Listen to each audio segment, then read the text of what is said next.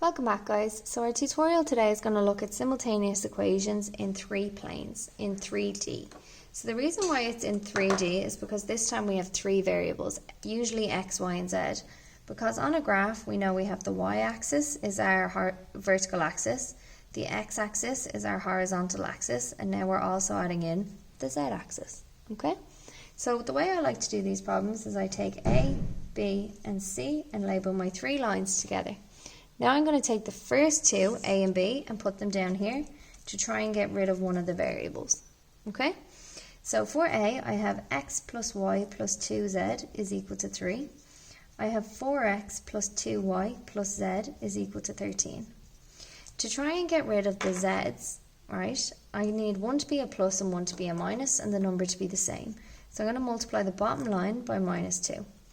I haven't changed the top line, so I'm going to keep them the same. X plus y plus 2z is equal to 3. And then I get minus x minus 4y minus 2z is equal to minus 26. Now when I add the 2 lines together, my z's cancel, so my next equation is only going to be in terms of x and y. So I have minus 8x plus x is minus 7x, minus 4y plus y is minus 3y, equals minus 26 plus 3 is minus 23. And I'm now going to call this equation 1. Now I'm going to go back and I'm going to take equation B and C, and I'm going to go over here and try and do the same. So over here now, I have B is equal to 4x plus 2y plus z is equal to 13. And I have C is 2x plus y minus 2z is equal to 9. And again, I want to get rid of the z's because you always try and get rid of the same variable in each set of equations. So I'm going to multiply the top line by 2.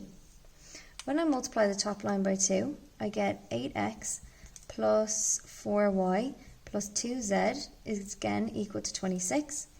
I haven't changed the bottom line, so I'm going to write him down the same way. And again, I see my z's are going to cancel. So I'm going to add the 2 lines together to get rid of my z's. And I get 10x plus 5y is equal to 35. And I'm going to call this equation 2.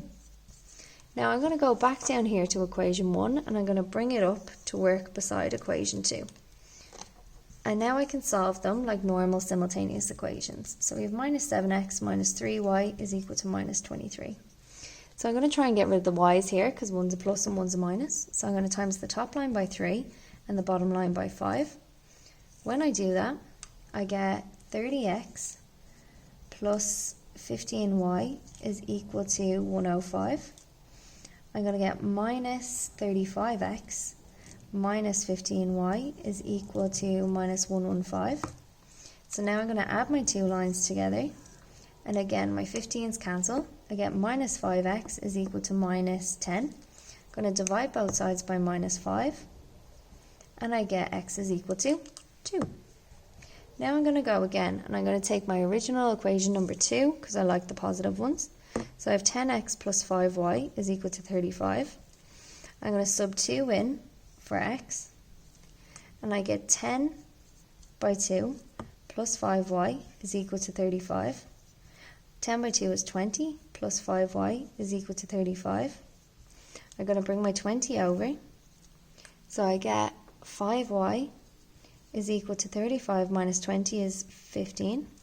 So I'm going to divide both sides by 5, divide by 5, and I get y is equal to 3.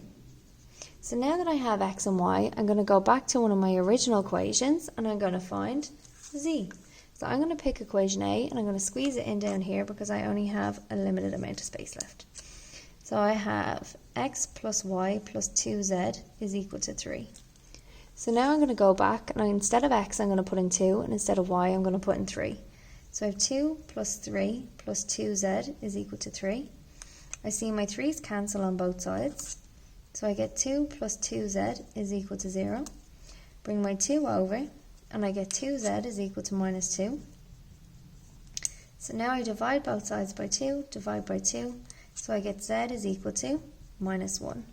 Which means at the end of this, guys, I'm going to finish my question with therefore my point of intersection, my x comes first is 2, then my y is 3, and then my z as minus 1. Alright guys, so take a minute, go back over it, try it again, and then try the questions yourselves. Bye now.